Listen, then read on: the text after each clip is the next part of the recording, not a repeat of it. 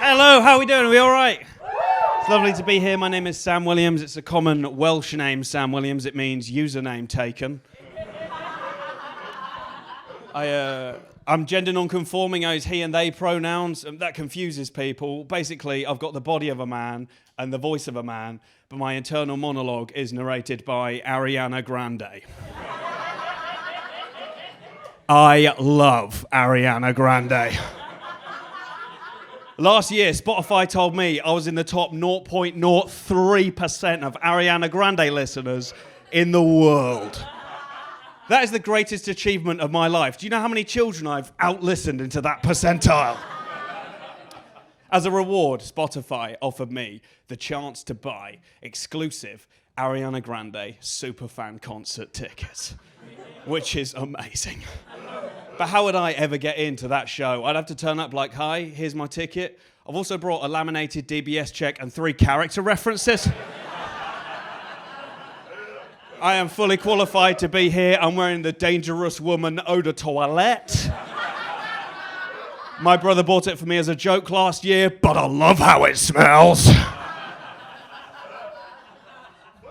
I smell like a dangerous woman. My whole family thinks I'm in love with Ariana Grande, which is not the case, okay? I want to be Ariana Grande. She's living my dream life, right? Because she doesn't have to worry about money. And when she turns up to social functions wearing a latex bunny suit and matching ears, no one pulls her aside to say, Sam, I think you're having a breakdown. If you still don't understand the pronoun thing, don't worry. My mum definitely doesn't. When I told her that I changed my pronouns, she got straight on the phone to my grandma, and she was like, "The thing with Sam is he is a man, but he's semi-skimmed." So use that if you want. It's lovely to be here, though, in a queer accepting city like London. I'm not from London. I'm from a small town outside London called Maidenhead. Sorry, I get choked up when I talk about it.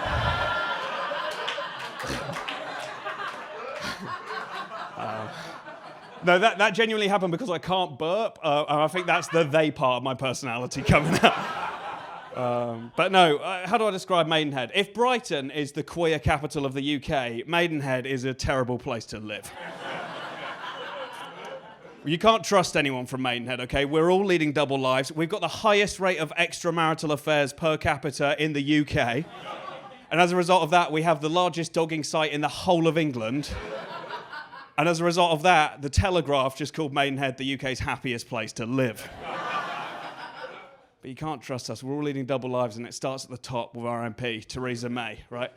You cast your mind back about 5 years, this entire nation laughed her out the room when she said the naughtiest thing she'd ever done was run through a field of wheat. I respected her coming out with that on national telly, because I've seen what happens in the lay-by next to that field.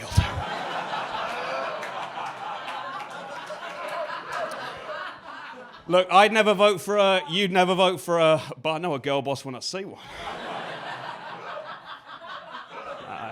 I don't live in Maidenhead anymore. Oh, no, but one more thing about Maidenhead. If you ever do go, please visit my favourite attraction.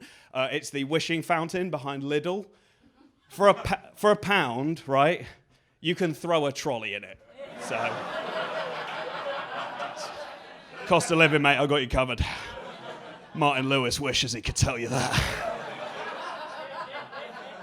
No, it's lovely. I don't live in Maidenhead anymore. I live here in London. I've got some great friends, made some great friends. My best friend is a gay guy called Jack. Now, Jack gets all of his slang from RuPaul's Drag Race.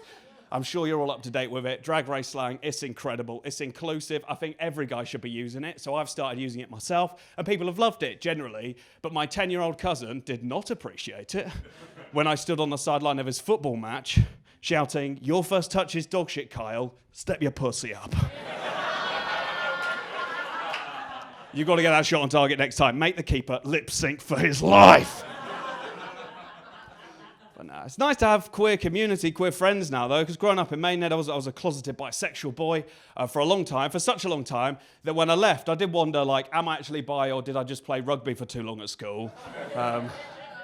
But then on my first night when I moved to London, I met this person who'd been assigned male at birth and who was male presenting at the time that we met. We really hit it off, went home, had an amazing night, and I was like, this is it. This is queer affirmation. This is the life I want to live.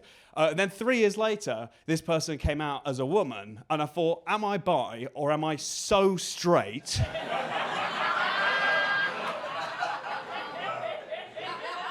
I know when someone's a woman before she does. So that's my current conundrum. But no, it's a transitional phase for my family at the moment. I've moved out. My parents have also moved out. They don't live in Maidenhead anymore. They've moved to rural Wales. And I don't think they're going to live together for much longer, if I'm honest. Not because they'll get divorced. I just think my dad's midlife crisis is going to get him arrested. He started picking wild magic mushrooms from the mountain they live next to, right? And I was like, Dad, this is going to get you thrown in the slammer. He said, no. It's perfectly legal to pick the mushrooms and eat them fresh. But they are a Class A drug that carry a 20-year sentence if you freeze and dry the mushrooms, which is what I've done. It's weird having a dad that's into psychedelics. The dynamic of the family group chat changes. He's carpet bombing the chat with links to YouTube videos like the medical benefits of magic mushrooms Joe Biden doesn't want you to know. Exposed by Joe Rogan. That is not what you want a dad to say in the group chat. It's weird. Also, I find it very difficult to impress him now. He's into psychedelics. I don't do drugs. My youngest brother does not have this problem. The other day, he put in the group chat, guess who's just become president of his university's Magic Mushroom Society? And my dad replied with a voice note, I'm proud of you, son. Wasn't the same. 3 weeks later, I said, guess who's just got exclusive Ariana Grande superfan concert tickets? And my dad replied, I guess we're paying your rent again this month. That's inequality at its worst. I've been Sam Williams. Thank you so much.